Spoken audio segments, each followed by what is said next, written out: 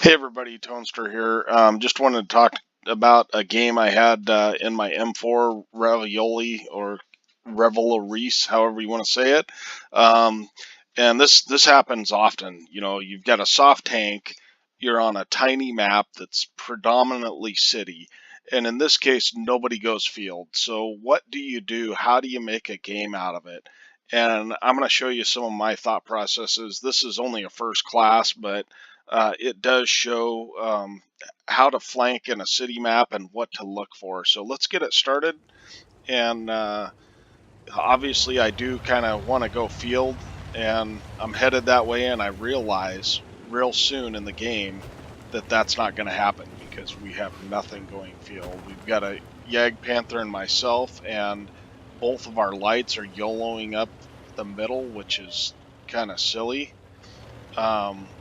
And so I decide right then and there that that's not a good spot to go. And we do end up having one light go field, but to have a tier 7 tank destroyer, tier 8 light, and myself, I just don't feel comfortable going there. So, but I do see this T62A, and I know he's going to YOLO this our light tank, so I get a lucky track on him. So just paying attention to the mini map and paying attention to what's going on, that 1375 I know is everyone and their dog is going to want to take him out because he's at a certain position where he can light a lot of stuff up. So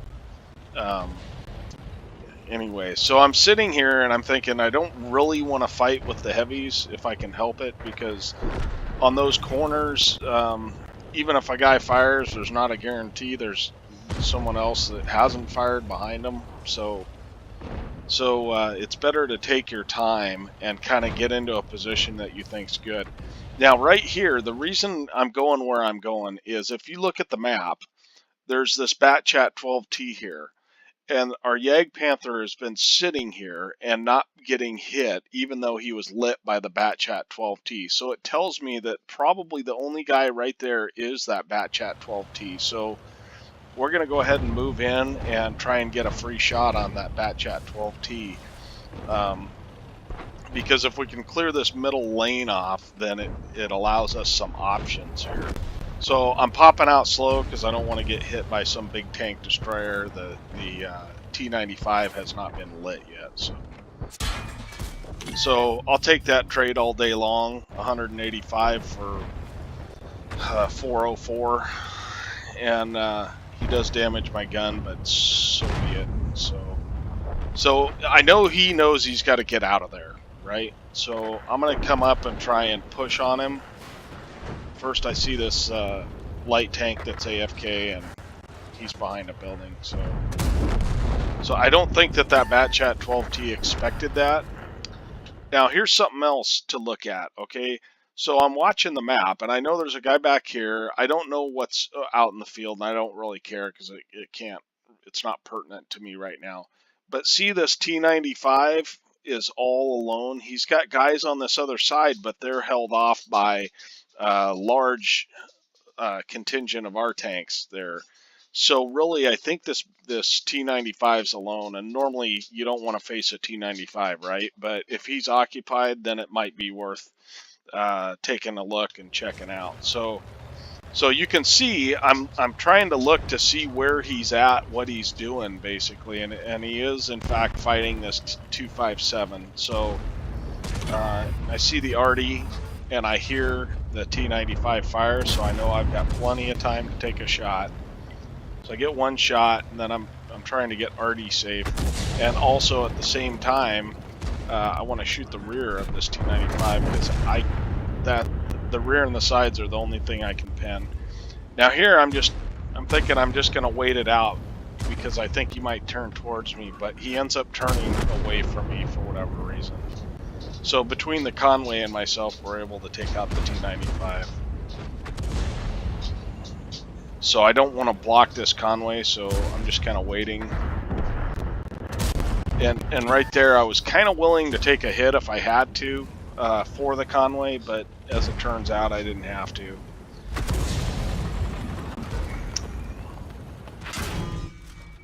So the HTC shoots me, so I'm just going to take my time, get a good shot, and then luckily I'm able to kind of side scrape that T25 too. So right here, the hull on the 257 is sloped. So I really shouldn't have gone for the shot that I made. I only have 200 pin, so I've really got to have a good angle on his pike nose. But I don't, so it's a shot I miss and a mistake I made. I mean, I could have used that shot on somebody else. He's totally preoccupied and he's going to die. He's got plenty of guys in front of him. So I eat a shot. Because of that, I eat a shot from this this T28 HTC, but I take my time and I'm able to aim in and shoot his weak spot.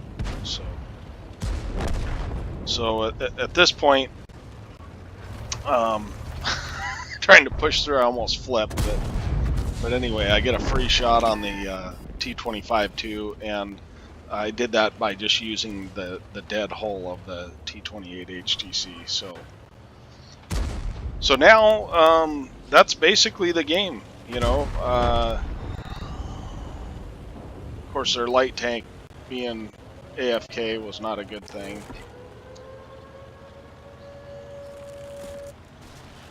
So now, of course, I'm headed back because the last thing I want is for us to get capped out, and I am probably the fastest tank besides that SU-122-44 who is not interested in going back to cap. So, and in support, I've got to stir a mill, and I don't know this area of the map enough to blind fire, and I don't want to waste a shot because it is an 11-second reload. So I figure that he's going to try and come through this center area, and I want to get a shot on him if he does. So I overcommit a little bit here, and I eat a shot of damage for it. And here comes the mill. Now, I'm right in his way, right? And so I do not want to be in his way because right now I'm two-shot for this Type 59, and he'll be reloaded, so he'll have one shot on into me as he comes around the corner. So watch what I do. I move out of the way, and of course this guy, he wants me bad, but anyway, I allowed the stirrer mill to get a shot because he's got a big gun. And if I had died right there, there's a good chance that 59 Patton or whatever it is, Type 59, would have been able to circle the stirrer mill. So it was the best play I could make all the way around. So we ended up with 3,700 damage there, which, you know, in Ensk, and we took out a T95 and HTC and assisted in some other kills. It's just important to read the map. And when people say read the map, I used to not know what that meant. So that's why I was trying to explain, particularly in the beginning. When you see a tank down a lane and he's not taking fire from anybody except for maybe the tank that he's facing, you know that lane's pretty clear and you can push that. And in a tank like this that has great alpha, you know, you can trade really effectively that way. And then once you clear that lane out, you use that lane to your advantage to try and get side shots on guys that are distracted, or to flank around, as we did with the T95, or even to get on cap. I mean, that wasn't a viable strategy this game, but it can be sometimes, or to get through to their artillery. So I hope that helps somebody. And if you'd like to see other tanks or other flanking maneuvers, I'd be happy to help. Let me know in the comments, and like if you want, or dislike if you want, and I hope you subscribe.